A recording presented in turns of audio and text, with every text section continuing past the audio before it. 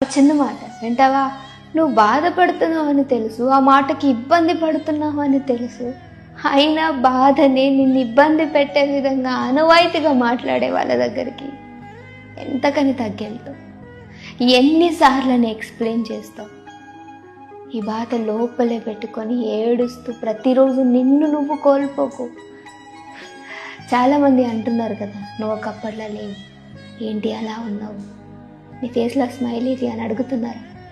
నీకు అర్థమవుతుందా? ఎవరైతే నేను వద్దంటున్నారో, ఎవరి కోసం అయితే నువ్వు ఇన్ని చేస్తున్నావో వాళ్ళే నిన్ను వద్దంటున్నారు. వాళ్ళ కోసం ఇదంతా చేస్తున్నావు. ఫస్ట్ ఆఫ్ ఆల్ నిన్ను నువ్వు కోల్పోతున్నావు. ఎలా ఉన్నావో చూసుకున్నావా? ఒకప్పుడు ఎలా ఉన్నావు, ఇప్పుడు ఎలా ఉన్నావు? నచ్చట్లా, అస్సలు నచ్చట్లా.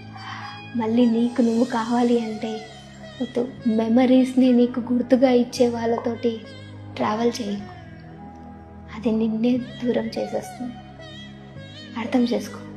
ఒకసారి ఆలోచించు, రియాలిటీ అర్థమవుతుంది.